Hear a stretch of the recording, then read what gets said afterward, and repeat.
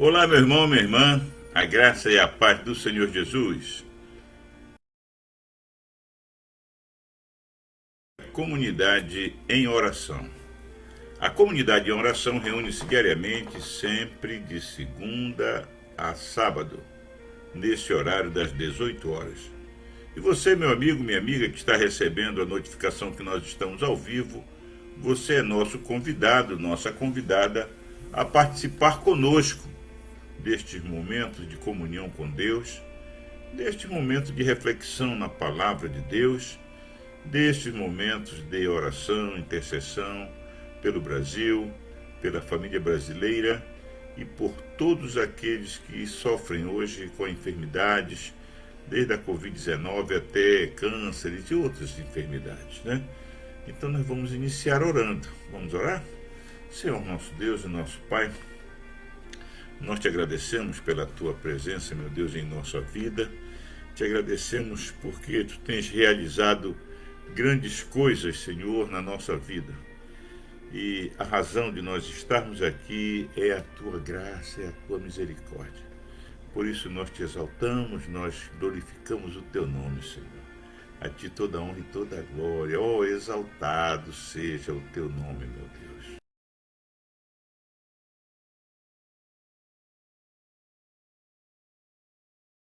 Querido, nós pedimos a tua direção, pedimos a tua inspiração e que tudo aquilo que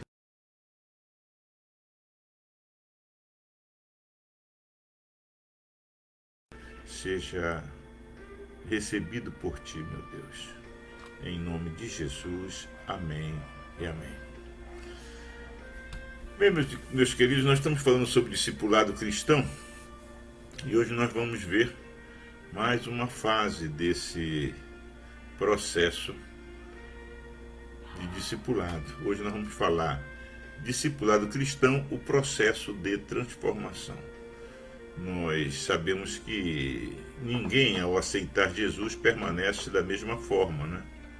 Todos aqueles que aceitam com sinceridade ao Senhor Jesus passam por um processo de transformação e, numa linguagem mais teológica, passam por uma conversão ou metanoia, né? Então é importante nós considerarmos isso, até para que você possa entender melhor esse processo, né, de discipulado, ok? Então nós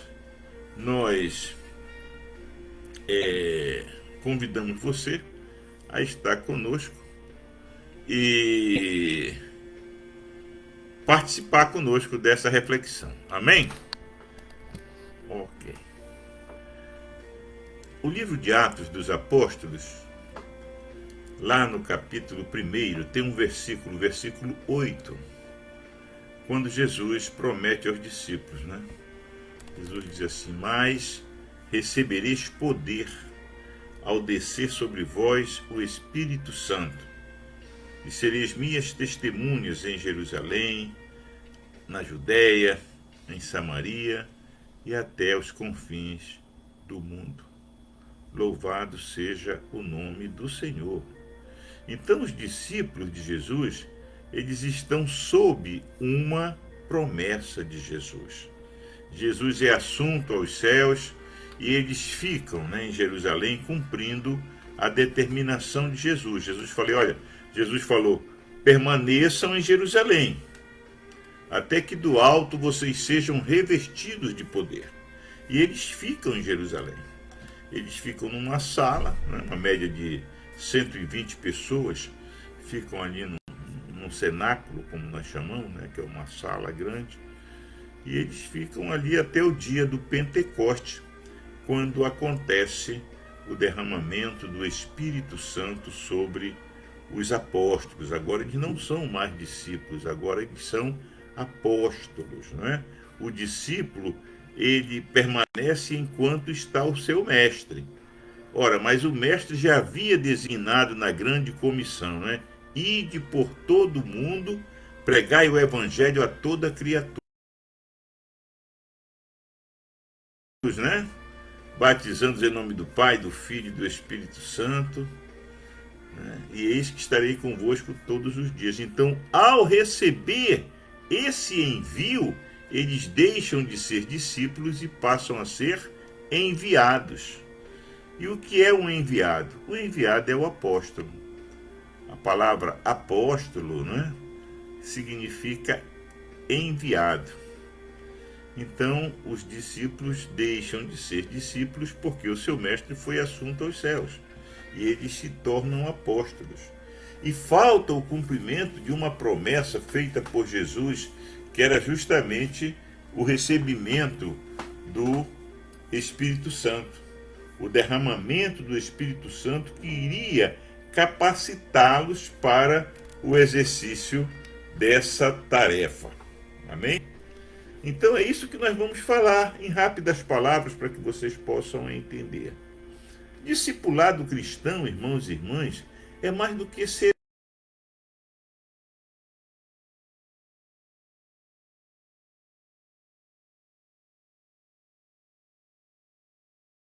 João, Pedro, Tiago. Devemos nos tornar seus discípulos e segui-lo. Então, da mesma forma como Pedro, Tiago, João, André seguiram Jesus, nós também, ao aceitar, né, ao aceitar Jesus, nós nos tornaremos discípulos dele. Pastor, mas o senhor acabou de falar que os apóstolos, etc. Então, os apóstolos, eles foram enviados por Jesus, porque eles seriam aqueles que estariam fundando a igreja. Através deles, a igreja surge. Jesus derrama o Espírito Santo sobre os apóstolos e, a partir daquele momento, a igreja começa a sua tarefa. E qual é a tarefa dos apóstolos quando a igreja se constitui? Serem os continuadores da obra de Jesus.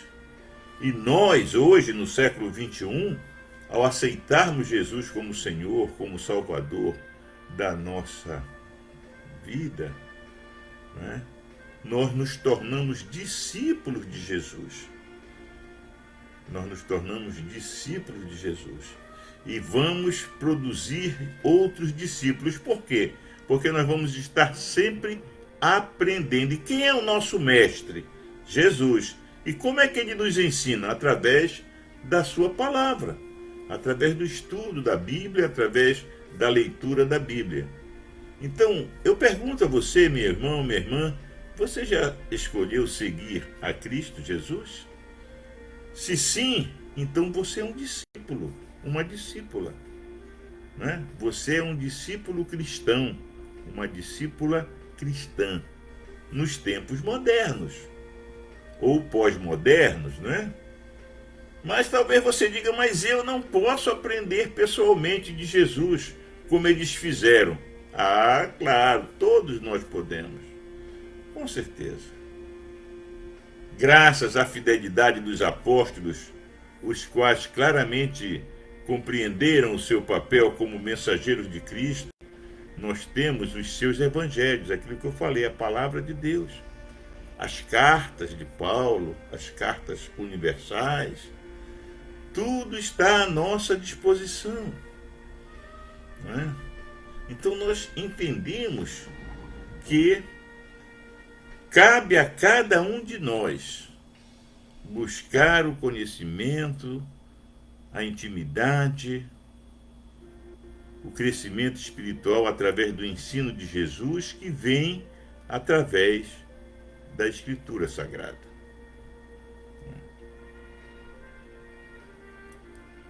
Paulo, quando foi inserido no contexto da igreja, ele estava se dirigindo para uma cidade, onde ele iria prender os cristãos daquela cidade. E no caminho, né, ele estava indo para Damasco. E no caminho de Damasco, ele foi surpreendido. Ele teve uma visão, uma luz muito forte.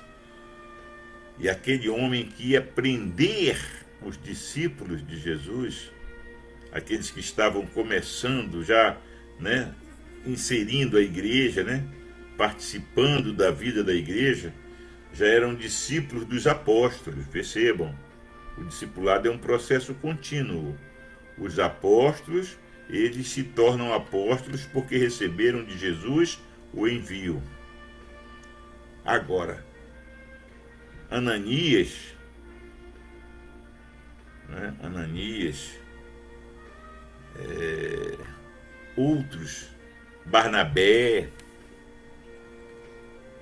vou dar outro exemplo de discípulos, né? Filipe, que pregou em Samaria, são pessoas que se agregaram à igreja, que aceitaram Jesus e se tornaram discípulos dos apóstolos.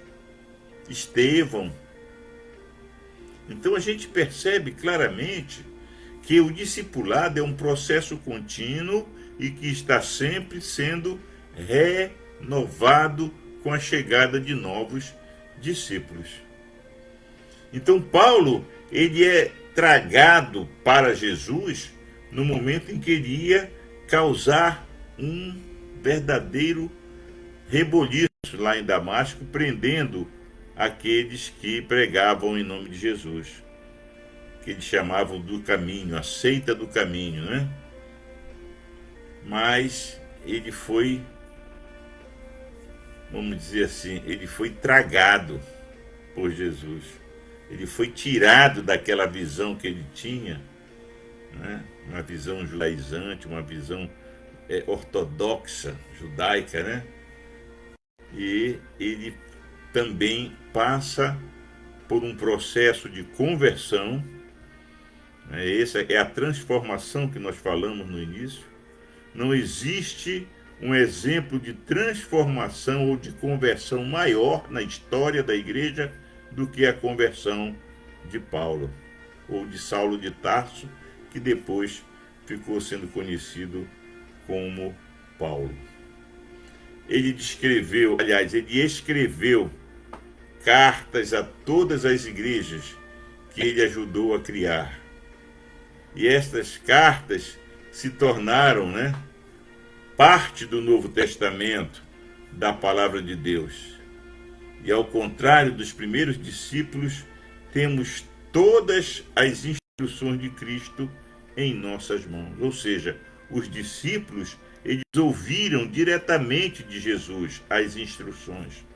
Hoje nós temos nas nossas mãos, à nossa disposição, tudo aquilo que Jesus ensinou, tudo aquilo que o apóstolo Paulo escreveu, orientando a igreja, orientando os crentes daquela época, e que hoje servem para nós como guia, como base. Por quê? Porque são ensinamentos que estão plenamente atuais, plenamente vigentes para a sociedade.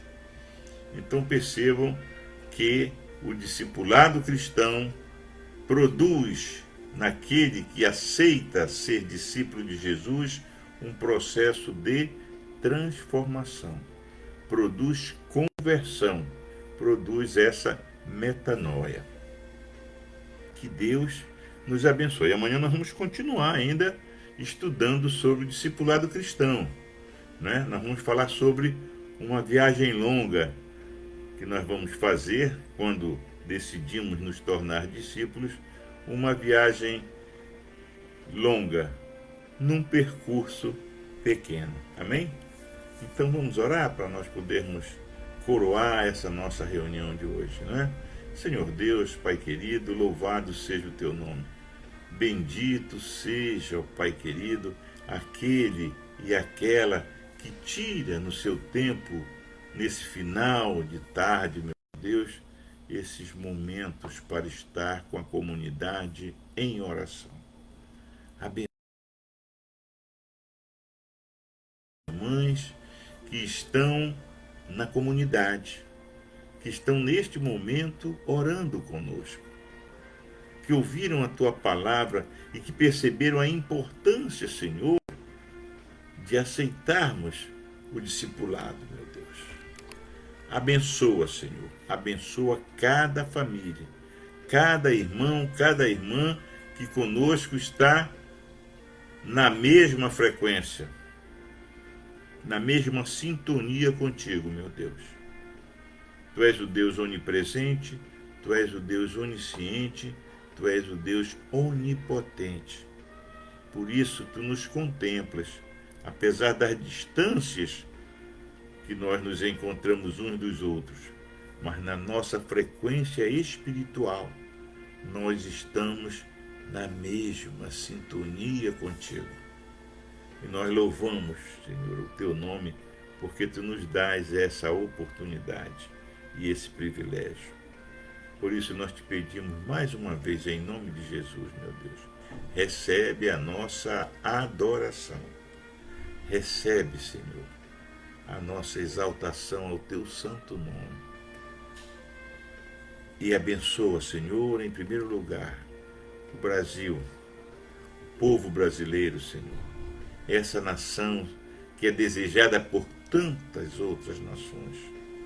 Tantas outras nações estão de olho no Brasil pela riqueza, pela sua importância estratégica, enfim, pela sua localização geográfica, Senhor. Nós entendemos isso. O Brasil é estrategicamente a nação mais importante da América do Sul. Economicamente, é a maior economia da América do Sul. E em termos de riquezas naturais, é o país mais rico, quiçá das Américas, de toda a América. E muita gente está de olho no Brasil. Há muitos interesses por trás de discursos, por trás de boas intenções. Há muitos interesses, principalmente pela Amazônia, meu Deus. Mas nós te apresentamos o nosso país, Senhor. Nós te apresentamos o nosso povo. Te pedimos em nome de Jesus, sara essa nação. Salva o Brasil, meu Deus. Usa a igreja, Senhor, para o evangelho da salvação, meu Deus. Abençoa as autoridades constituídas do Brasil, as autoridades de todas as esferas, federal, estadual, municipal, as autoridades do poder executivo, do poder legislativo, do poder judiciário, meu Deus. Que eles possam receber a iluminação do teu Espírito Santo. E que haja, Senhor, a unidade tão necessária para o prosseguimento do crescimento, do progresso, para que haja ordem nesse país, para que as nações possam respeitar o Brasil.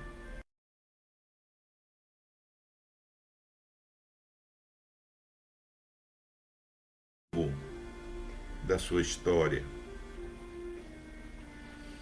Abençoa, Senhor, aquele agricultor que planta,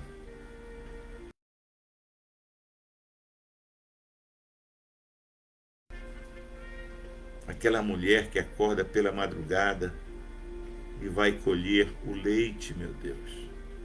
Abençoa o homem do campo, a mulher do campo, abençoa a família campesina, meu Deus, porque é de lá que nós recebemos tudo aquilo que precisamos, a carne, o leite, os ovos, os legumes e verduras, enfim, meu Deus. Nós, como cidadãos que moramos nas capitais, nas cidades, nós dependemos do campo. E nós pedimos uma bênção especial nessa noite, pelo homem, ou para o homem do campo, para a agricultura, em todas as suas diversas atividades agrícolas, ó Pai. Em nome de Jesus, abençoa, Senhor, os presidentes dos poderes constituídos no Brasil, poder executivo, legislativo e judiciário. que eles possam encontrar a fórmula, que eles possam encontrar, Senhor, o caminho num só propósito, possam produzir o bem comum para essa população que merece, porque é uma população trabalhadora, é uma população criativa, é um povo alegre, ordeiro e hospitaleiro, meu Deus. E te apresentamos juntamente, Senhor, com a nossa pátria, com a nossa nação, a família brasileira. A família brasileira que tem sofrido tanto, meu Deus, com esses processos endêmicos, meu Deus. Nós te apresentamos a família. Te apresentamos o pai, que agora é pai e mãe. Te apresentamos a mãe, que agora é mãe e pai. Te apresentamos aquela velhinha, a avó, que agora é avó, mãe e pai. Aquele irmão mais velho, que agora é pai e mãe. E como tal, são responsáveis pela provisão da família, meu Deus. Que haja unidade na relação da família. Que haja respeito entre cônjuges. Que haja respeito de pais para filhos. Que haja respeito de filhos para pais. Que haja respeito entre irmãos. Que a família seja, meu Deus, reconduzida à importância que ela merece, meu Deus. Abençoa as crianças que estão retornando às atividades normais nos estabelecimentos de ensino. Motiva essas crianças de modo que elas possam retomar a atividade estudantil, acadêmica, com alegria, com vontade de aprender e de crescer, porque é só através do estudo, é só através do aprendizado que nós vamos conseguir ocupar o espaço que nos é devido. A nação precisa de homens e mulheres sábios, homens e mulheres preparados, porque eles são o futuro, eles são aqueles que um dia estarão no comando dessa nação, meu Deus. Te apresentamos, Senhor, todos os enfermos do Brasil, sem exceção, todos aqueles que sofrem com os efeitos da pandemia,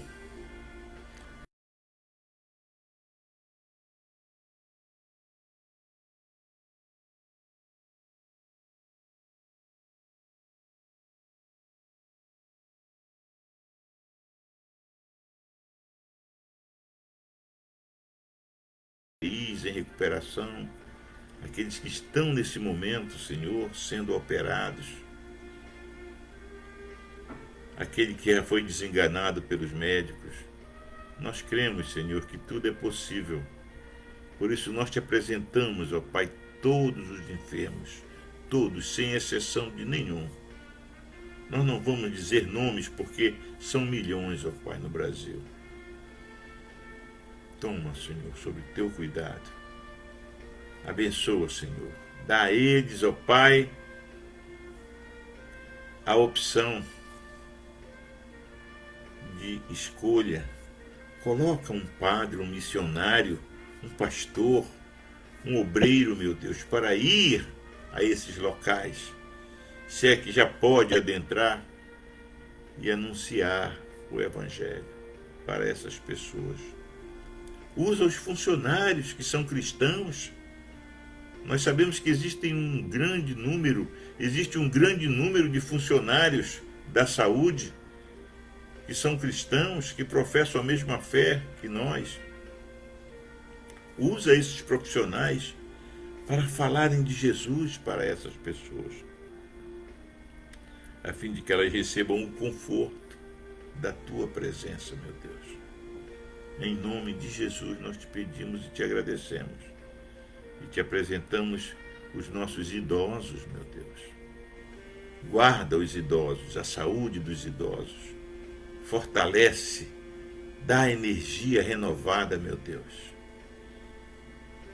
Em nome de Jesus, Senhor.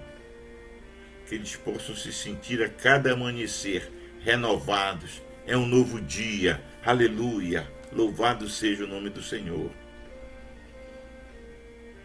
Em nome de Jesus, ó Pai, nós te pedimos estas coisas e já te agradecemos, fazendo a oração que Ele nos ensinou, dizendo: Pai nosso que estás nos céus, santificado seja o teu nome.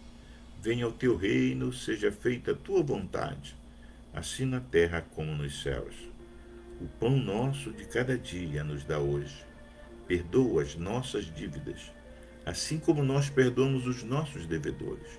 E não nos deixes cair em tentação, mas livra-nos do mal, pois teu é o reino, é o poder e a glória para sempre. Amém. Que a graça de Jesus Cristo, o amor de Deus nosso Pai e a maravilhosa comunhão do Espírito Santo seja convosco hoje, permaneça para sempre. Todos digam amém. Uma boa noite, meu irmão, minha irmã. Até amanhã, neste mesmo horário. Fiquem todos com a paz do Senhor Jesus. Amém.